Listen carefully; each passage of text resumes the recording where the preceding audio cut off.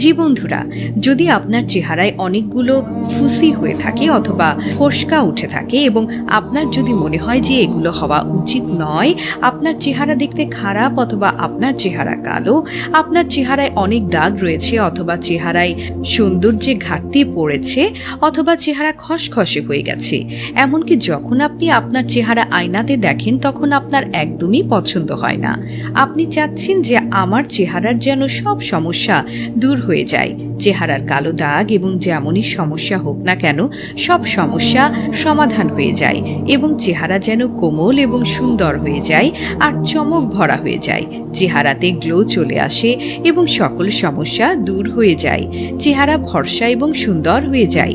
আপনি দেখতে অনেক সুন্দর হতে চাচ্ছেন। আপনি হয়তো আমাদের মা, বোন অথবা ভাই হন না কেন, এমন না যে এটি শুধু বোনদের জন্য, এটি আমাদের প্রিয় ভাইরাও করতে পারবে। সবার জন্য এই আমলটি, আপনারা সবাই এই আমলটি করতে পারবেন। আপনাদের জন্য এটি একটি পুরস্কার মনে করেন। না, আপনাকে কোনো ক্রিম ব্যবহার করতে হবে না, কোনো পাউডারও ব্যবহার করতে হবে না, না কোনো কসমেটিক্স অথবা ঔষধ ব্যবহার করতে হবে। একটি আমল আমরা আপনাদেরকে বলে দেব, শুধু আপনি এটি পাঠ করবেন আর যেভাবে আমরা আপনাকে বলবো সেভাবেই আমলটি করবেন। প্রিয় বন্ধুরা, সুখবর হচ্ছে যে এই আমলটি আপনারা নাপাকি অবস্থাতেও করতে পারবেন। জি, নাপাকি অবস্থায়ও এই আমলটি করতে পারবেন, এতে চিন্তার কোনো কারণ নেই এবং ওযু ছাড়াও এই আমলটি করা যাবে। তো বন্ধুরা, এই ভিডিওটি শেষ পর্যন্ত দেখবেন। ইনশাআল্লাহ আল্লাহ তাআলা আপনার চেহারা সব সমস্যা দূর করে দেবেন। আপনার চেহারা অনেক ফর্সা হয়ে যাবে, সব দাগ দূর হয়ে যাবে, সকল সমস্যা দূর হয়ে যাবে আর চেহারা নুরানি হয়ে যাবে, অনেক নূর চলে আসবে চেহারায়, চেহারা মায়াবী এবং সুন্দর হয়ে যাবে ইনশাআল্লাহ। তাই আমাদের চ্যানেলটি সাবস্ক্রাইব করে দিন এবং সাথে সাথে পাশে থাকা নোটিফিকেশন বেলটিও প্রেস করে দিন।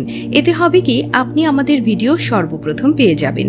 আর ভিডিওটি ভালো লাগলে অবশ্যই একটি লাইক দিয়ে দেবেন, যেন আমরা আপনাদের খেদমতে এমন ভালো ভালো ভিডিও আরও নিয়ে আসতে পারি। চলুন শুরু করি।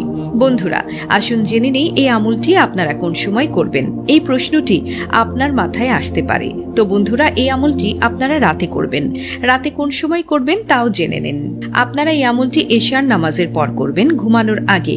এশার নামাজ পর থেকে পরবর্তী দিন ফজর পর্যন্ত, অর্থাৎ রাতের সময় যে কোনো সময় আপনারা এই আমলটি করতে পারবেন, তবে ঘুমানোর আগে করতে হবে।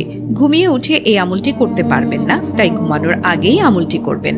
আরেকটি কথা খেয়াল রাখবেন যে এশার আগে ঘুমাবেন না, না হলে আপনারা এই আমলটি করতে পারবেন না। কেননা এই আমলটি আপনাদের এশার পর করতে হবে, অর্থাৎ এশার পর ঘুমাবেন এই আমলটি করে। আর যদি রাতে না ঘুমান, অর্থাৎ কাজ করতে হয় অথবা লেখাপড়া করতে হয় অথবা অন্য কোনো কাজ হয়, তাহলে আপনি কি করবেন, যে কোনো সময় করতে পারবেন এশার পর, শুধু ঘুমানোর আগে। এখন আপনার করণীয় কি? 1. আপনি কাউকে এই সম্বন্ধে কিছু বলবেন না।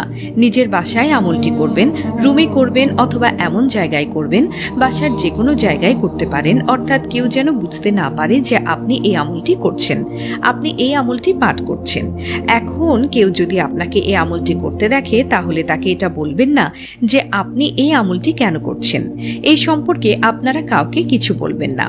তো এখন আমরা জানবো যে এই আমলটি আপনি কিভাবে করবেন। প্রিয় বন্ধুরা, সর্বপ্রথম আপনারা একটি ছোট গ্লাসে পানি নেবেন, ছোট যে কোনো গ্লাস নেবেন, স্টিল, কাঁচ যে কোনো গ্লাস অথবা কোনো বাসন নিয়ে নেবেন। তারপর তাতে পানি নিয়ে নেবেন এবং গ্লাস অথবা বাসন ভরে পানি নিয়ে নেবেন। তারপর আপনারা এই আমলটি করতে শুরু করবেন। আপনারা সর্বপ্রথম পাঠ করবেন 3 বার দুরুদ শরীফ। যে কোনো দুরুদ শরীফ পাঠ করতে পারবেন যা আপনার মনে আছে। তবে যদি আপনার কোনো দুরুদ শরীফই মনে নেই, তাহলে আপনি শুধু এতটুকুই পাঠ করতে পারবেন, সাল্লাল্লাহু আলাইহি ওয়াসাল্লাম। এটি হচ্ছে সবচেয়ে ছোট দুরুদ শরীফ।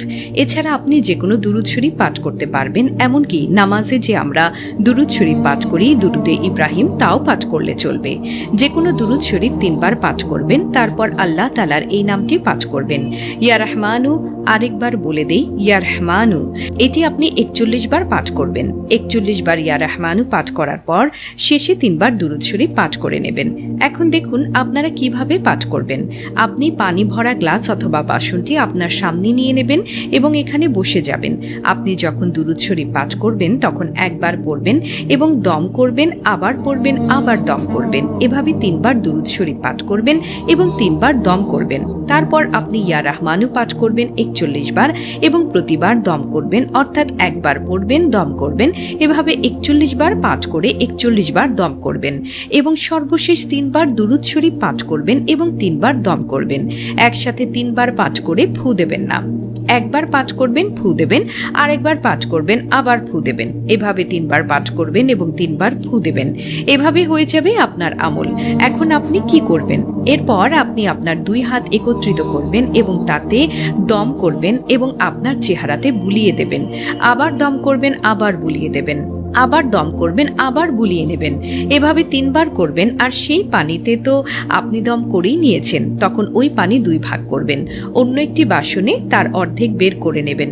তারপর আপনি অর্ধেক পানি দিয়ে মুখ ধোবেন।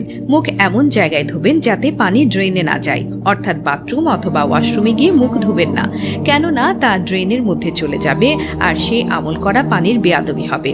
তো আপনারা ছাদে অথবা কোনায় অথবা মাটিতে মুখ ধোবেন, যেখান থেকে পানি ড্রেনে না যায় এবং মাটি অথবা হাওয়ার সাহায্যে পানি শুকিয়ে যায়। আর মুখ ধোবার পর সেই পানি আপনি 3 নিঃশ্বাসে পান করবেন, অর্থাৎ অর্ধেক পানি দিয়ে মুখ ধোবেন এবং অর্ধেক পানি 3 নিঃশ্বাসে পান করে নেবেন। এই আমলটি আপনি 7 দিন পর্যন্ত করবেন। তারপর আপনারা এই আমলটির কার্যকারিতা দেখতে পারবেন। বন্ধুরা, এই আমলটির একটি শর্ত রয়েছে।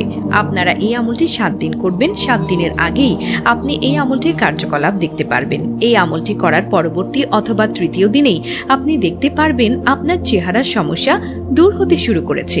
তবে 7 দিন পর পর এই আমলটি করতে হবে, তারপর আপনি আপনার চেহারা ভালো দেখতে পারবেন ইনশাআল্লাহ। তো বন্ধুরা, ভিডিওটি বেশি বেশি শেয়ার করবেন, ভিডিওতে লাইক দেবেন এবং চ্যানেলটি সাবস্ক্রাইব করবেন।